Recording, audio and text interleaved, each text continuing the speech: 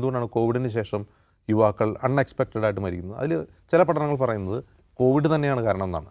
അതായത് കോവിഡ് ബാധിച്ചു കഴിഞ്ഞിട്ടുണ്ടെങ്കിൽ നമുക്ക് ഉണ്ടാകുന്ന സാധാരണ രീതിയിൽ നമുക്കുണ്ടാകുന്ന ബുദ്ധിമുട്ടുകൾ അത് ശ്വാസകോശവുമായി ബന്ധപ്പെട്ടാണ് ഉണ്ടാകുന്നത്. അതല്ലാതെ ഹൃദയത്തെ തന്നെ ഇത് ബാധിക്കുന്നുണ്ട്. ഹൃദയത്തിൽ ഇൻഫ്ലമേഷൻ ഉണ്ടാക്കുന്നുണ്ട് കോവിഡ് രോഗാണു എന്നുള്ളതാണ്. അപ്പോൾ അത്തരം പ്രശ്നങ്ങൾ കൊണ്ട് ഹൃദയസ്തംഭനം സംഭവിച്ച് മരിക്കുന്നുണ്ട് എന്ന് കാണുന്നുണ്ട്. പക്ഷേ അതിൻ്റെ കൂടുതൽ കൺക്ലൂസീവായിട്ടുള്ള ഡീറ്റെയിൽസ് ഇനിയും പുറത്തു വന്നിട്ടില്ല. പഠനങ്ങൾ തുടരുന്നുണ്ട്. ഇന്ത്യയിലും ആ പഠനം തുടർന്നുകൊണ്ടിരിക്കുകയാണ്. അത്തരം പഠനങ്ങളിൽ വന്നിട്ടുള്ള ഒരു പ്രധാനപ്പെട്ട കാര്യം ഇപ്പോഴത്തെ ചെറുപ്പക്കാർക്കിടയിൽ, ഇപ്പോൾ ഈ 18 to 45 years old അത്തരം ആളുകൾക്കിടയിൽ ആരോഗ്യ അവബോധം കുറഞ്ഞു വരുന്നുണ്ട്. ഒന്ന് ജീവിതശൈലിയുടെ കാരണം, ഒന്ന് ഉറക്കമില്ലായ്മ, വൈകി ഉറങ്ങുന്ന ശീലം, അതുപോലെ ഈ സ്ക്രീൻ അഡിക്ഷൻ.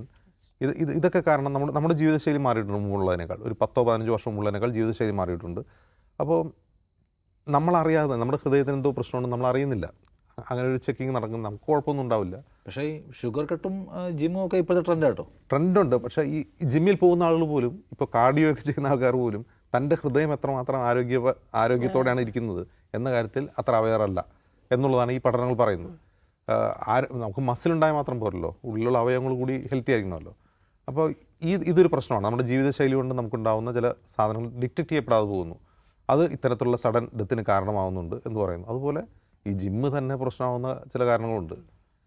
ഇപ്പോൾ ജിമ്മിൽ പോയിട്ട് ആവശ്യത്തിലേറെ മസിൽ സ്വരൂപിക്കാൻ വേണ്ടി ധാരാളമായി പ്രോട്ടീൻ ഡ്രിങ്കുകൾ കഴിക്കുന്നവർക്ക് ഉണ്ടാകുന്ന പ്രശ്നങ്ങൾ, അത് കിഡ്നിയെ ബാധിക്കുന്ന പ്രശ്നങ്ങളൊക്കെ നമ്മൾ കാണുന്നുണ്ട്.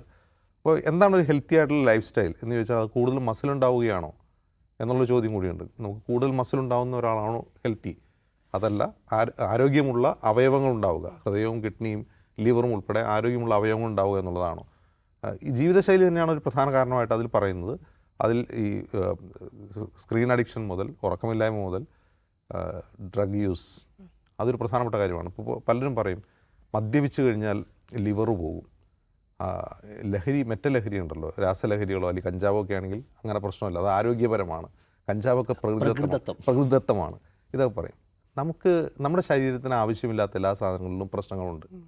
സാധാരണ രീതിയിൽ സയൻറ്റിഫിക്കായിട്ട് നമുക്ക് ആവശ്യമില്ലാത്ത എല്ലാ സാധനങ്ങളിലും പ്രശ്നങ്ങളുണ്ടാവും. അപ്പോൾ ആ പ്രശ്നങ്ങൾ ഡിറ്റക്റ്റ് ചെയ്യപ്പെടുന്നില്ല. അതിനെപ്പറ്റി ആളുകൾ വറീഡല്ല.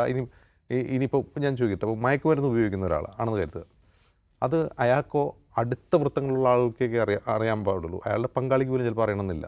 അപ്പോൾ ഇപ്പോൾ ഫാമിലിയിലാണെങ്കിൽ നമ്മുടെ ഹെൽത്തിനെ പറ്റി ശ്രദ്ധിക്കുന്നവരുണ്ടെങ്കിൽ നമുക്കിങ്ങനെ ഒരു ശീലം ഉണ്ടെന്ന് പറഞ്ഞാലല്ലേ ഇങ്ങനെയുള്ള പ്രശ്നം ഉണ്ടെന്നുള്ളവർ ഡിറ്റക്റ്റ് ചെയ്യുള്ളൂ.